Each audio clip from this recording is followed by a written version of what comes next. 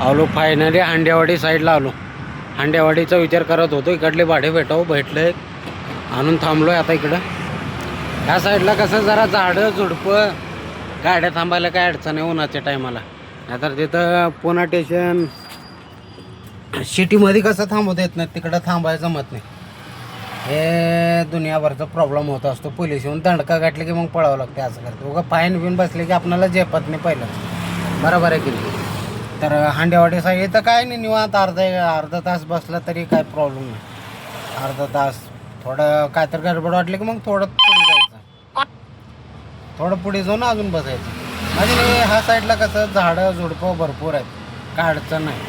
कुठेही जाऊन जंगलापाशी जाऊन थांबा, मस्त थंड सावलाखाली उन्हाच्या टायमाला एखादी घंटाभर थांबले की मग काय विषय नाही. बरोबर आहे की नाही. उन्हाच्या टायमाला थोडं आराम केलेलं बरं, कारण की उन्हाच्या टायमाला जास्त भाडे पण नसतात, त्याच्यामुळं काय थांबायला थोडं अडचण होतं. आता उन्हाच्या टायमाला पुणा स्टेशन शिवाजीनगर ह्या साईडला तर भाडे भेटतच नाही. पानेरला मी भाडं सोडलं होतं पुणा स्टेशनवरनं, आणि तिथं नेऊन सोडलो, ते परत यायला मला भाडंच भेटत नव्हतं. एक खराडीचं वाजलं होतं 350 रुपयाचं, पर बसलं नाही, दाबलो पर बसाय नाही. परत जाऊ द्या म्हणलं, आता 1-2 तास तिथं थांबलो होतो.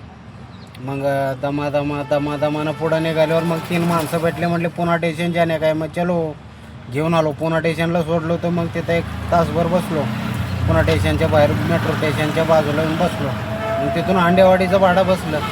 आता हांडेवाडीला येऊन बसलो. हांडेवाडी म्हणजे हांडेवाडीच्या एरियामध्येच आहे मी. इथे येऊन बसलो आहे आता निवांत. काय करावं, कष्टाला पर्याय नाही, इकडून तिकडं पळावं लागते धनुकून. बरोबर आहे की नाही. काल मला लय भारी भाडे भेटले, काय म्हणा लय भारी भाडे भेटले.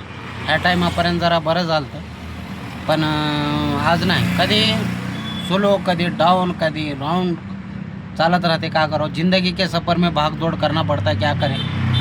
हाँ, खाली आप लोगों की सपोर्ट की ज़रूरत है मुझे, बस मिलता रहूँगा. पुणा स्टेशन, शिवाजीनगर, कहीं भी मिलूँगा.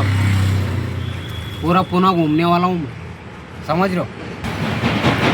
तर त्या बानेरमध्ये काय झालं, छोटासा ॲक्सिडेंट झालं होतं कार आणि मोटरसायकलवाल्यांचं. तिथं लागलं भांडणं.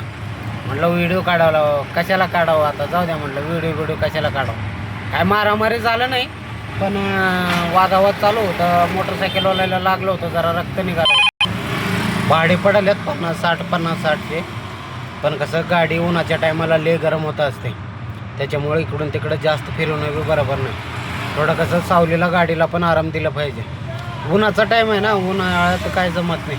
पण मला टेन्शन आले पावसाळ्यात का होईल, कारण की काल मगरपट्ट्याला जे चेंबर फुटलं होतं, त्याचं पाण्यानं जे आटू भिजलं होतं, ते भिजल्यानं त्या पाण्यातून गाडी चालवलं होतं, त्याच्यामुळं ते ब्रेकाचं लागत नव्हतं माझ्या आटूचं.